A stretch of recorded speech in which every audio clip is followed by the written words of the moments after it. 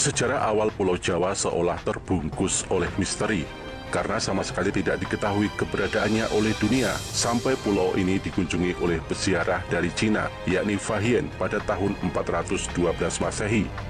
Berdasarkan buku Sejarah Gaib Tanah Jawa, karangan C. W. Leadbeater, cetakan 1 Maret tahun 2015 disebutkan, pada 2000 tahun sebelum Masehi, Pulau Jawa sudah menjadi koloni bangsa Atlantis. Tapi saat Atlantis hancur, Jawa menjadi negeri yang terpisah. Di saat masih dikuasai oleh bangsa Atlantis inilah, ajaran gaib hitam dan sesat mulai diajarkan kepada penduduk yang tinggal di Pulau Jawa ini. Sehingga pengaruh aliran sesat itu kemudian semakin kuat dan merusak tatanan kehidupan yang ada pada saat itu. Mereka memuja dewa yang kejam yang selalu meminta persembahan manusia dan hidup di bawah bayang-bayang tirani tanpa kesempatan untuk melepaskan diri. Pada zaman itu mereka diperintah oleh raja yang merangkap imam agung dari aliran hitam itu. Di antara raja ini ada seorang yang sungguh fanatik dalam kepercayaan aliran hitam tersebut. Sang raja memiliki keyakinan bahwa hanya dengan menjalankan praktik kepercayaan yang mengorbankan darah setiap hari, wilayahnya dapat diselamatkan dari kehancuran. Hal ini didasari keyakinan bahwa dewa-dewa ganas dan haus darahlah yang memegang kendali atas Pulau Jawa pada saat itu. Para dewa telah membuktikan kekuatan dahsyatnya dengan letusan gunung berapi berulang-ulang dan bencana-bencana alam lainnya. Raja tersebut lalu memutuskan untuk melakukan sebuah pemageran gaib demi untuk tetap menjaga dan memelihara perlindungan atas Pulau Jawa. Salah satu caranya dengan praktik ilmu gaib dari para ahli sihir. Hal ini dilakukan agar kelak semua sesembahan darah kepada dewa-dewa haus darah yang bercokol di seluruh Jawa tetap dilanjutkan di sepanjang abad-abad yang akan datang. Demi terwujudnya maksud itu, dia kemudian menciptakan mantra yang sangat kuat di atas Pulau Jawa, agar aliran hitam yang dianutnya tersebut tak akan lenyap untuk selamanya. Efek dari hal itu masih dapat dilihat baik secara nyata maupun astral, dalam bentuk awan gelap yang besar melayang-layang di atas Pulau Jawa. Awan hitam ini anehnya kelihatan seolah-olah seperti tertambat pada titik-titik tertentu, sehingga tidak lantas terbawa oleh angin dan tetap tinggal pada tempatnya. Titik-titik lokasi awan hitam ini sengaja dimagnetisir oleh raja, dekat dengan kawah-kawah gunung berapi. Salah satu alasannya adalah karena kawah-kawah tersebut biasanya ditempati oleh beragam jenis makhluk-makhluk halus, sehingga makhluk-makhluk gaib itu dapat diperintah oleh sang raja. Kemudian pada 1200 tahun sebelum Masehi, terjadi invasi secara damai terhadap Pulau Jawa oleh Raja Vaivasvatumanu yang beragama Hindu.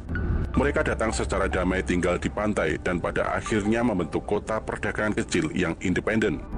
Seiring waktu berjalan, kekuatan para pendatang Hindu ini meningkat pesat dan akhirnya menjadi dominan dalam komunitas. Akan tetapi, walaupun agama Hindu telah diterima oleh penduduk, namun dalam kenyataannya, pemujaan lama terhadap ajaran sesat tetap dilaksanakan dan praktik ilmu gaib malah makin menjamur. Melihat kondisi tersebut, Raja Vaivasvatamanu yang berkuasa saat itu meminta untuk mengirimkan ekspedisi ke Jawa pada tahun 78 Masehi. Ekspedisi ini dilakukan untuk menangkal pengaruh buruk dari aliran sesat yang sudah membumi di tanah Jawa tersebut. Pemimpin ekspedisi ini dipimpin oleh ahli spiritual bernama Aji Saka atau Saka Aji. Aji Saka ini sangat memahami tugas yang diembannya. Aji Saka lalu menanam benda yang berdaya magnet kuat yang telah dimantrai di 7 tempat di Pulau Jawa untuk menyingkirkan pengaruh aliran hitam dari tanah Jawa atau tumbal bagi tanah Jawa. Untuk tempat menguburkan tumbal atau jimatnya yang paling penting dan kuat, Aji Saka memilih perbukitan yang mengarah ke Sungai Progo, tempat yang sangat dekat dengan titik Pulau Jawa. Legenda mengenai Aji Saka ini dalam berbagai cerita juga dianggap melambangkan kedatangan Dharma atau ajaran dan peradaban Hindu-Buddha ke Pulau Jawa. Akan tetapi penafsiran lain beranggapan bahwa kata Saka adalah berasal dari istilah dalam bahasa Jawa Saka atau Soko yang berarti penting, pangkal, atau asal mula. Maka namanya bermakna Raja Asal Mula atau Raja Pertama. Mitos ini mengisahkan mengenai kedatangan seorang pahlawan yang membawa peradaban, tata tertib, dan keteraturan ke Jawa. Karena Aji Saka telah mengalahkan Raja Jahat Prabu Dewata Cengkar, sang penguasa hitam, yang kala itu menguasai Pulau Jawa. Legenda ini juga menyebutkan bahwa Aji Saka adalah pencipta Tarik Tahun Saka, atau setidak-tidaknya raja pertama yang menerapkan sistem kalender Hindu di Jawa. Tumbal Aji Saka untuk menangkal kekuatan hitam pun bertahan hingga beratus-ratus tahun kemudian. hingga sampai pada keadaan di mana jin kembali berkuasa. Hujan darah di mana-mana, bencana merajalela. Pada masa ini berkembanglah beberapa aliran ilmu gaib di Pulau Jawa, di antaranya adalah kejawen, klenik, dan kebatinan. Lalu pada awal abad ke-13 datanglah Syekh Subakir, seorang ulama yang dikirim Kesultanan Turki Utsmaniyah ke Tanah Jawa. Syekh Subakir adalah seorang ulama besar yang dikirim untuk menumbali Tanah Jawa dari pengaruh negatif makhluk halus saat awal penyebaran ajaran Islam di Nusantara. Karena Syekh Subakir mengetahui kondisi Pulau Jawa banyak dipengaruhi unsur gaib yang sangat mengganggu. Lalu Syekh Subakir membawa batu hitam dari Arab yang telah dirajah. Kemudian dengan karomah yang dimilikinya, batu hitam dengan nama Rajah Aji Kalacakra tersebut dipasang di tengah-tengah Tanah Jawa, yaitu di puncak Gunung Tidar Magelang. Karena Gunung Tidar dipercaya sebagai titik sentral atau pakunya Tanah Jawa. Hasilnya kekuatan gaib yang mengganggu di Pulau Jawa dapat dihalau.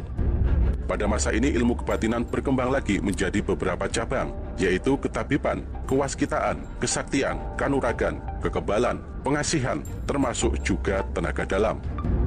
Kemudian sepeninggal Syekh Subakir, pemagaran gaib terhadap pengaruh negatif dilanjutkan oleh para wali songo. Para wali ini mengajarkan ajaran Islam, salah satu di antaranya yang terkenal yaitu Sunan Kalijaga. Ilmu kanuragan tidak bisa dilepaskan dari kehidupan masyarakat Jawa zaman dahulu. Di samping untuk menjaga diri, ilmu kanuragan juga akan meningkatkan derajat seseorang yang memilikinya, hingga nantinya mendapat gelar sebagai jawara. Ada beberapa ajian kanuragan yang sangat terkenal dalam dunia persilatan, baik itu aliran ilmu hitam maupun ilmu putih. Bahkan konon saat ini masih ada orang yang memiliki ilmu-ilmu tersebut dengan berbagai syarat amalan serta pantangan yang harus dijalani. Berikut ajian-ajian ilmu sakti yang akan menjadikan pemiliknya sebagai jawara persilatan. Ajian Waringin Sungsang. Waringin Sungsang merupakan ajian paling hebat dalam dunia persilatan. Ilmu kanuragan ini memiliki efek yang mematikan. Siapapun yang diserang ajian ini akan terserap energi kesaktiannya dan langsung lumpuh hingga akhirnya roboh tidak berdaya.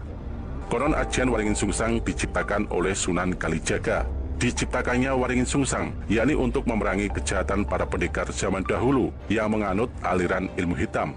Sebagai aliran ilmu putih, untuk mendalami ajian ini, seseorang harus melakukan sejumlah laku dengan tak ketinggalan membaca rapal-rapal yang menyertakan nama Allah.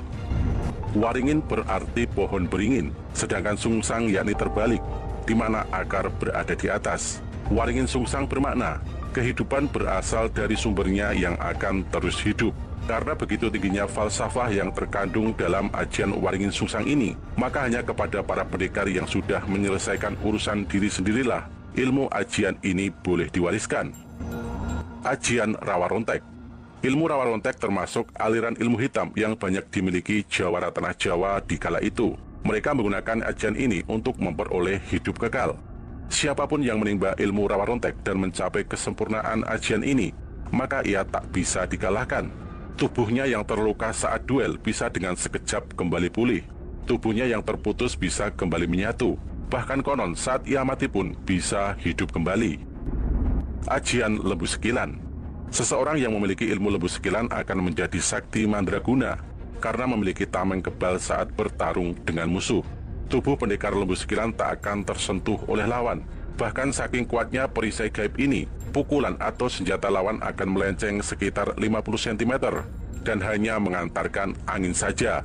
Untuk mendalami ilmu lembu sekilan, seseorang harus menjalani puasa ngidang selama 40 hari. Puasa ngidang yakni puasa yang dimulai pada Kamis Wage dan dilakukan seperti puasa pada umumnya.